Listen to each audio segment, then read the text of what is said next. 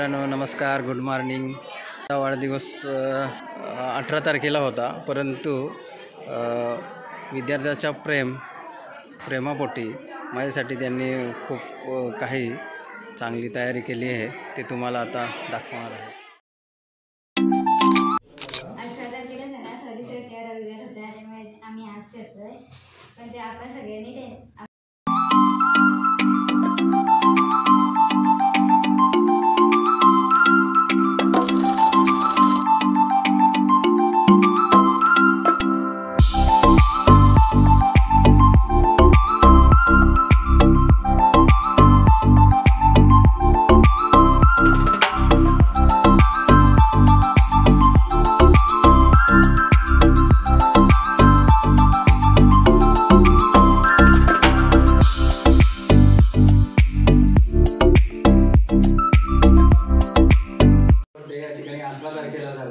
परंतु मी मुलांना बोललो की माझा बर्थडे आता 2 दिवस झाले, करू नका असं तर बोललो आपण। ठीक आहे, असं तुम्ही व्हॉट्सअपवर असेल किंवा मला बऱ्याच शुभेच्छा दिल्या, की तुमचं जो प्रेम आहे, तुमची जी भावना आहे ती माझ्यापर्यंत ऑलरेडी पोहोचलेली आहे।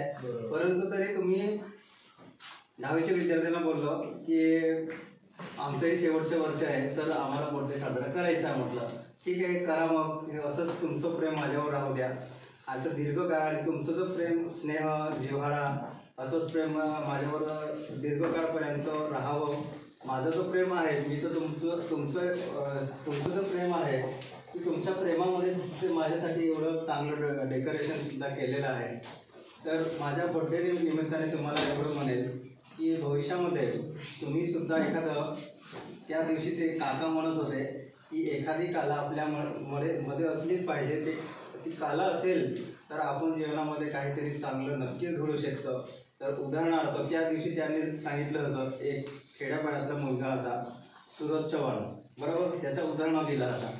त्याला काय दुसरी कला वगैरे दुसरी का अशी दिसत नव्हती, सिंपल त्याचे गावठी भाषेतले जे डायलॉग आहे, जोक्स आहे, ॲक्टिंग आहे, त्या ॲक्टिंगद्वारे आज तो माणूस इथे बिग बॉसमध्ये मराठी कलरमध्ये गेलेला आहे। बघा, तेवढं नाव निघू शकतं की तुमच्यामध्ये सुद्धा अशीच बऱ्याच विद्यार्थ्यांमध्ये अनेक कला आहे। काही चित्र काढतो, काही फोटोग्राफी करतो, उदाहरणार्थ हा बाबू आता फोटो चांगल्या पद्धतीने काढतो। आता यांनी जर फोटोग्राफीमध्ये जर चांगलं एखादं शिकून घेतलं, अजून चांगले व्हिडिओ बनवायला, एडिटिंग करायला शिकला, की माणूस हा आपल्यातली किती कला आहे ह्यापेक्षा आपल्याला किती जमतं, आपल्या त्या कलाद्वारे आपण कुठपर्यंत जाऊ शकतो, ही नक्कीच जोपासा तुम्ही सुद्धा कला, आणि त्या कलाद्वारे आपण नक्कीच प्रसिद्धी व्हा, चांगलं फेमस व्हा आणि आपलं करिअर चांगलं घडवा। एवढीच मी माझ्या वाढदिवसाबद्दल तुम्हाला सुद्धा या ठिकाणी हार्दिक शुभेच्छा देतो आणि धन्यवाद पुन्हा।